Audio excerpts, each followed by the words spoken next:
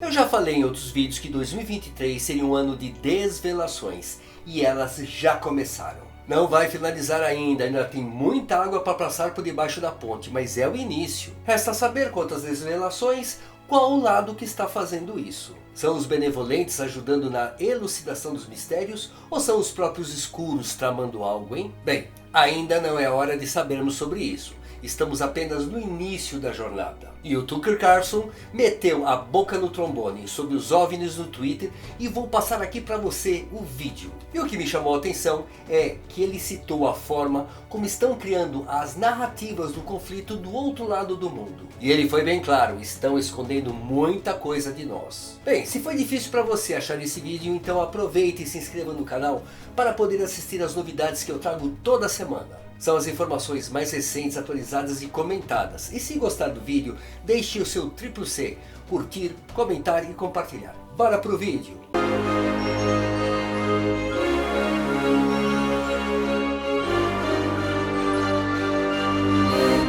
E hoje teremos um super tema.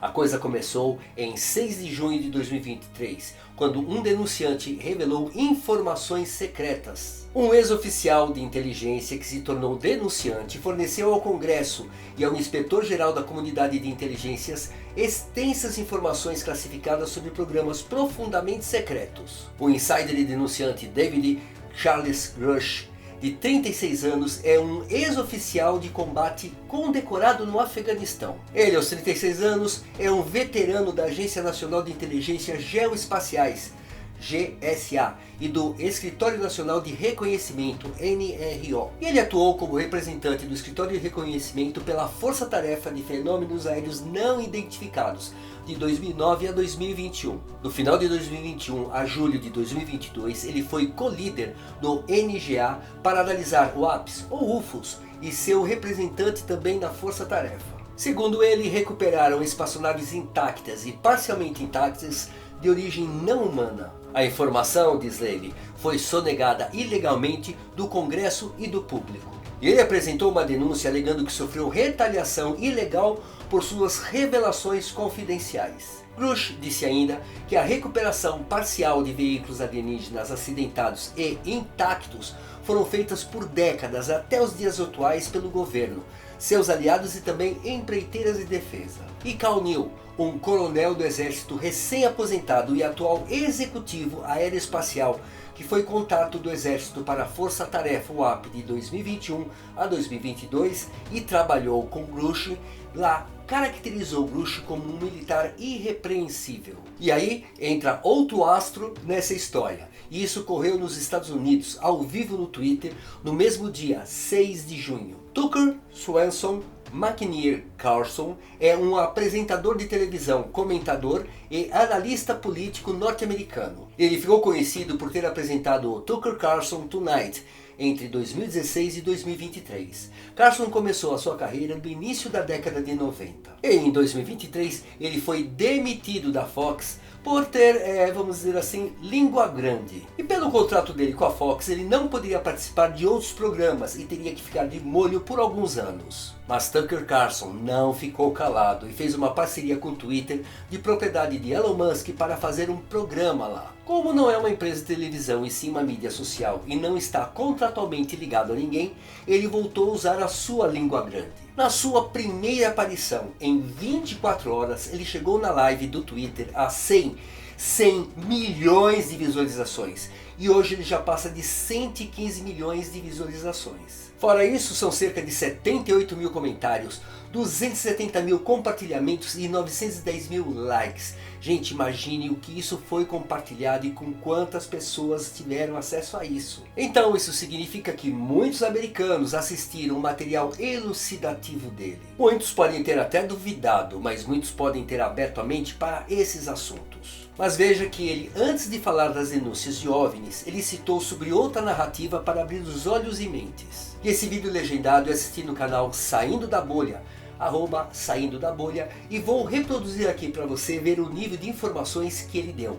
Assista agora o vídeo com Tucker Carlson. Hey, it's Tucker Carlson. This morning it looks like somebody blew up the Kakhovka Dam in southern Ukraine. The rushing wall of water wiped out entire villages, destroyed a critical hydropower plant, and as of tonight puts the largest nuclear reactor in Europe in danger of melting down. So, if this was intentional, it was not a military tactic, it was an act of terrorism. The question is, who did it?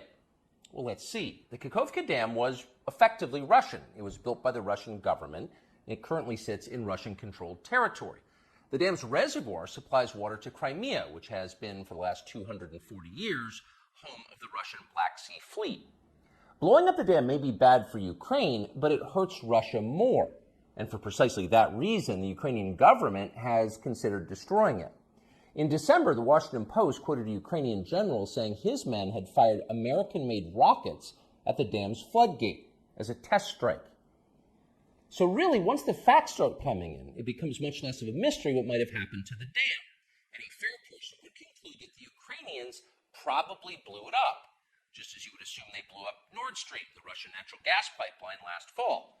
And in fact, the Ukrainians did do that, as we now know. It's not like Vladimir Putin is anxious to wage war on himself. Oh, but that's where you're wrong, Mr. and Mrs. Cable News consumer. Vladimir Putin is exactly that sort of man, the sort of man who'd shoot himself to death in order to annoy you. We know this from the American media, which wasted no time this morning in accusing the Russians of sabotaging their own infrastructure. Bill Kristol, the man who once told us that Saddam Hussein was responsible for 9/11, immediately denounced Putin as a war criminal and even more savagely compared him to Donald Trump. The rest of the pundit class made similar, clearly coordinated noises. Putin did it! Putin did it! And their reasoning was simple. Putin is evil, and evil people do evil things purely for the dark joy of being evil. In this specific case, Putin attacked himself, which is the most evil thing you can do, and therefore perfectly in character for a man that evil. That was their explanation. No one who's paid to cover these things seemed to entertain even the possibility it could have been the Ukrainians who did it. No chance of that.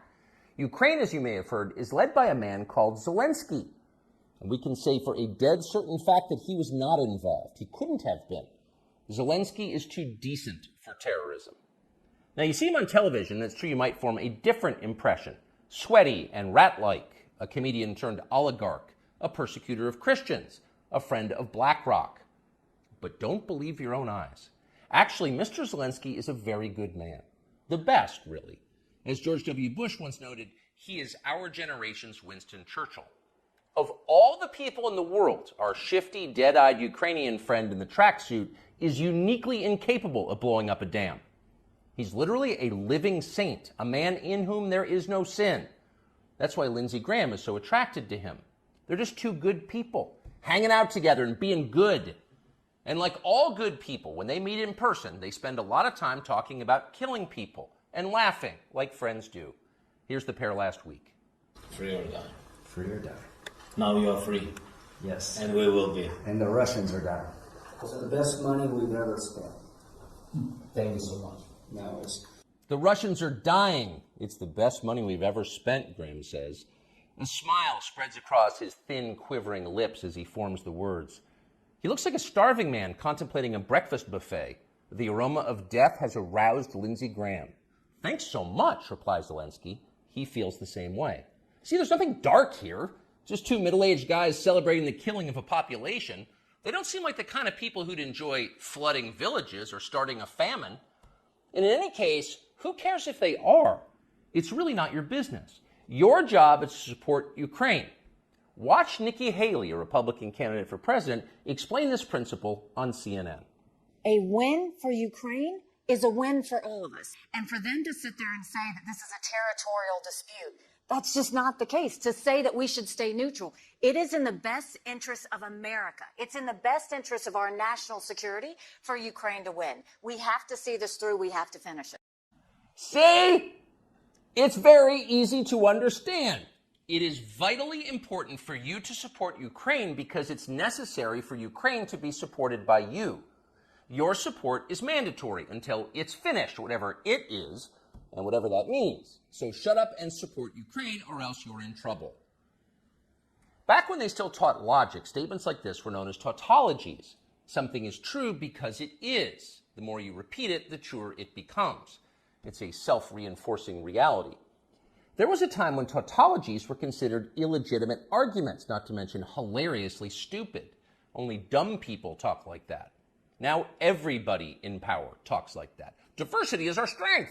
Trans women are women. Zelensky is Churchill.